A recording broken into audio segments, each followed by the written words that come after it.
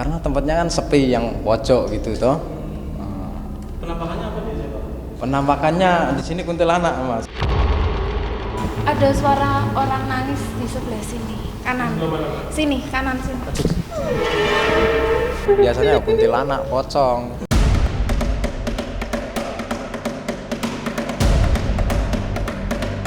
Menuju Semarang, kota tua di pesisir utara Jawa, banyak yang mistik bisa ditelisik. Inilah kawasan yang pernah dibangun kolonial Belanda lengkap dengan segala kemegahannya. Lihat saja Lawang Sewu yang memiliki sejarah panjang sebagai gedung anggun tapi menyimpan segala yang misterius. Tapi benarkah pusat peredaran makhluk halus ada di penjara bawah tanah?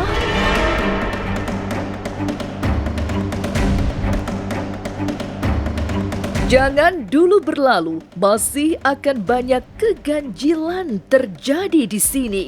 Dan jangan lupa subscribe, like, share, dan komen agar tak ada yang terasa ganjil di sekitar Anda.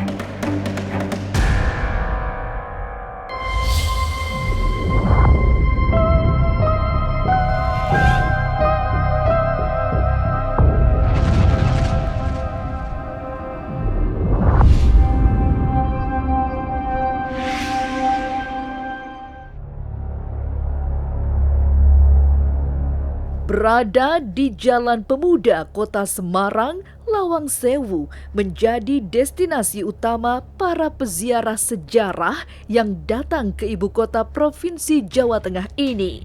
Sementara itu, pengunjung yang ingin menyusuri alam mistik menjadikan Lawang Sewu destinasi spiritual. Kalau untuk Lawang Sewu berdirinya tahun 1904. 1904 itu di zaman kolonial Belanda. Ini sebagai fungsi kantor kereta api. Pemakaian dari zaman Belanda itu dari mulai tahun 1907. Ini kan berdirinya 1904. Selesainya 1907. Jadi 1907 sampai terbentuknya NKRI. Tidak dipakai itu ini ya. Dari pihak kereta api kan ini belum sempat untuk menangani gedung ini kan. Gedung utama yang ini.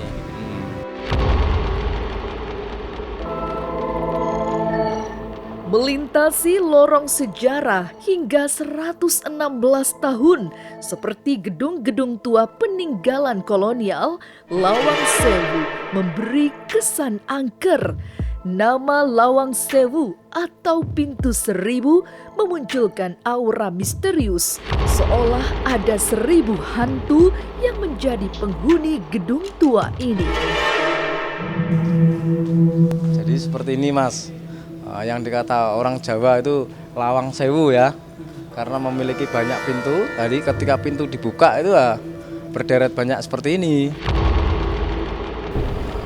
Ini lorong Lawang Sewu ini yang disebut lorong yang paling serem. Itu kan mitos Jawa ya, mitosnya orang Jawa kalau gedung kosong, rumah kosong ditempati kayak gitu. Jadi tata ruangnya ini mencerminkan ini ya, perkereta apian, gerbong. Nah, jadi konsepnya ya konsep kereta api, ruangan satu sama lain terhubung.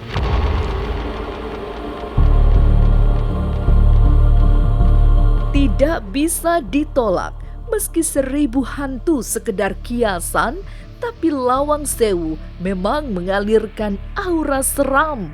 Sesekali pengunjung yang banyak berwisata ke tempat ini melihat ada kuntilanak yang mewujud atau sebentuk pocong yang tiba-tiba datang membuat tunggang langgang. Ada pengunjung yang mengatakan banyak sesuatu kayak gitu, ada pula yang biasa gitu. Biasanya ya kuntilanak, pocong. Ya kayak orang nangis gitu. Kan saya mau masuk sini, terus ada suara orang nangis di sebelah sini, kanan. Sini, kanan sini. Nangisnya kayak gimana? Iya, kayak nangis gitu, gitu, kayak nangis apa ya? Cewek cowok? Cewek. Dari luar, wujud fisik Lawang Sewu seolah memancarkan pesona masa silam yang agung. Tapi justru dari sana terselip kisah-kisah dramatis saat negeri ini sedang berjuang memerdekakan diri. Semua pesona masa lampau seolah ada di gedung Lawang Sewu, termasuk jejak perjuangan bangsa Indonesia yang pernah sangat berat. Dari begitu banyak gedung lawas peninggalan penjajah, Lawang Sewu ikut mencatat cerita dramatik perjuangan Wong Semarang di masa penjajahan. Sebab disinilah para pejuang diisolasi di penjara bawah tanah. Dan kini yang tersisa dari penjara itu adalah suasana senyap, horor, serta cerita tentang kuntilanak yang sering mewujud. Nah, ini menuju ke ruang bawah tanah ini, Mas. Ini panjangnya mengikuti mengikuti denah bangunan, Mas. Ruangan tersebut untuk untuk drainase ya, ruang resapan air.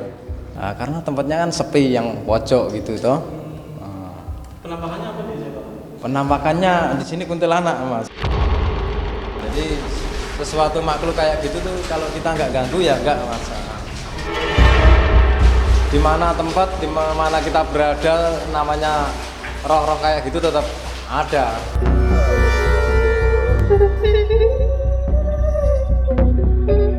Aura seram sangat pekat selama berada di ruang bawah tanah Lawang Sewu. Banyak skat di antara pilar beton yang kokoh. Skat ukuran kecil itulah yang pernah menjadi tempat menyekap para pejuang Semarang, termasuk pejuang yang ikut dalam pertempuran 5 hari di Semarang yang kondang itu. Oh, ini kan mitos dari masyarakat kita, ruangan ini pada saat peristiwa zaman Jepang kan pernah pula dipakai untuk penjara. Nah, jadi makanya terpopulernya gedung Lawang Sewu, ruang bawah tanah tuh untuk penjara itu waktu penjara zaman Jepang. Ini memang kita nanti lewatnya sini ya. Kita blobos gini ya. Nah, penjara itu kan hanya cerita dari masyarakat kita. Katanya dulu ini untuk penjara zaman Jepang pada peristiwa perang pertempuran 5 hari di Semarang itu. Tapi menurut berdasarkan teknik bangunan ini drainase.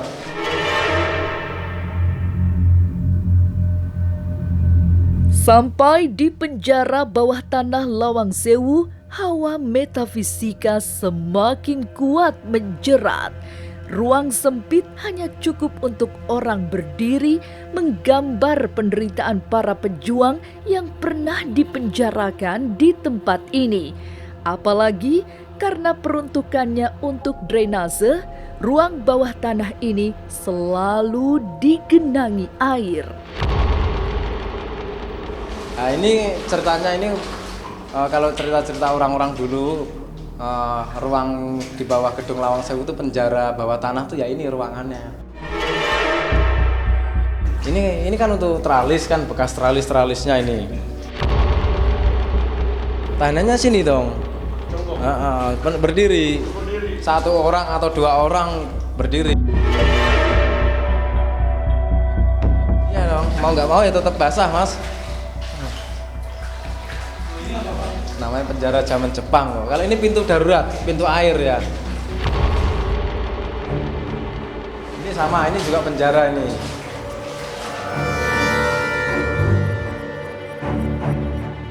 Penyiksaannya di ruangan ini kesemuanya ini. Kalau ini kan untuk stek pondasi untuk kekuatan bangunan ini. Ini kita lewat sini. Konstruksi petak-petak ini kan untuk menambah kekuatan bangunan, karena ini kan bangunan berlantai ya. Nah, jadi dalam perencanaan teknik itu sudah diperhitungkan untuk kekuatan bangunan.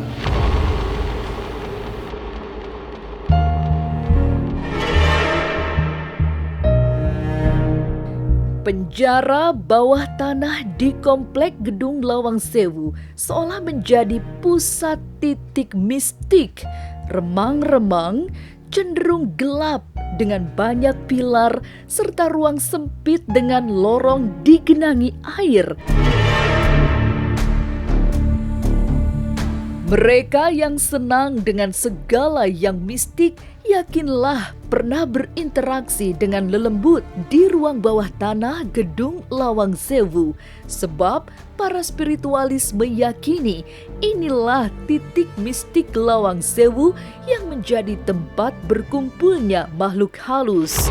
Meski pegawai Lawang Sewu yang setiap hari ada di kawasan itu sangat jarang melihat penampakan, tapi beberapa pengunjung justru bercerita pernah melihat yang semestinya tak terlihat. Kalau saya sendiri sih memang belum pernah sama sekali ya. Itu kan kalau penelitian paranormal itu memang banyak kayak gitu. Nah, terus untuk pengunjung itu ada beberapa pengunjung, ada yang pernah pula kayak gitu, ada yang pernah pula biasa gitu. Kesurupan ya ada, tapi ya enggak setiap hari ada orang kesurupan. Paling ya sebulan sekali itu belum tentu. Kayak gitu tuh nggak mesti mas, nggak bisa diprediksi barang lelembut kayak gitu.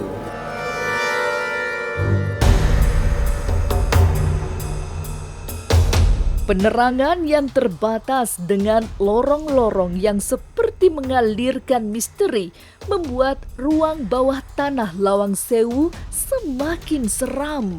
Para pengunjung seperti sepakat untuk mengatakan hal itu.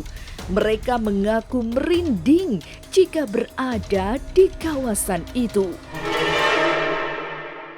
Sama gelap, soalnya kan bekas penjara gitu. Jadi awalnya itu sebuah pendingin gedung, terus dirubah sama orang Jepang jadi penjara. Jadi kalau kita masuk ya ada sekat-sekat bekasnya penjara gitu. Lumayan seru, agak gelap dikit soalnya kan lampu-lampunya itu seadanya, secukupnya gitu loh. Kalau terang kan nanti kita kayak di mall gitu, nggak seru.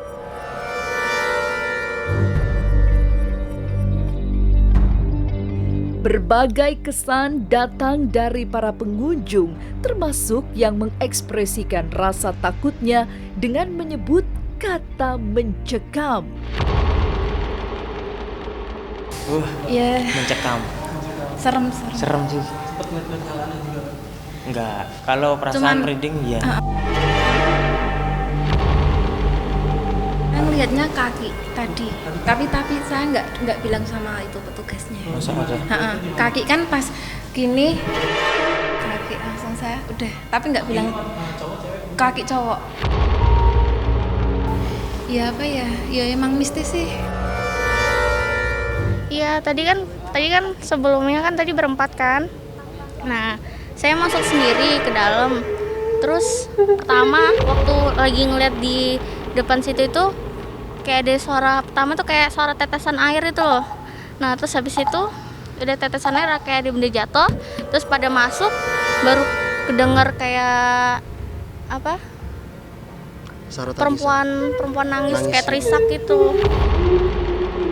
Terus tadi di jendela ada ngintip. Gitu. Hah? Ya Di daerah sebelah bagian atas. Itu, yang lantai 2. Kayaknya tadi masalahnya pas kedua kali masuk langsung lari keluar kan. Sempet katanya nggak boleh berisik kan, tapi kan namanya berempat takut makanya pakai berisik. Ya merinding hawanya, auranya beda sama yang di sini.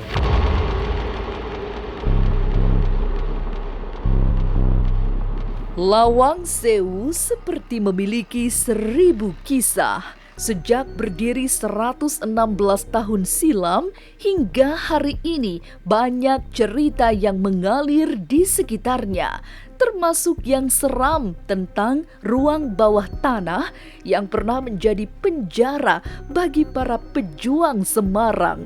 Tapi inilah saksi sejarah perjalanan bangsa yang semestinya lestari. Inilah ganjil yang akan menguak berbagai misteri di alam nyata dan tak kasat mata. Sampai jumpa pada episode selanjutnya dengan kisah-kisah ganjil setiap hari Senin, Kamis, dan Jumat pukul 5 sore. Tapi sebelumnya jangan lupa subscribe, like, share, dan komen agar tak ada yang terasa ganjil di sekitar Anda.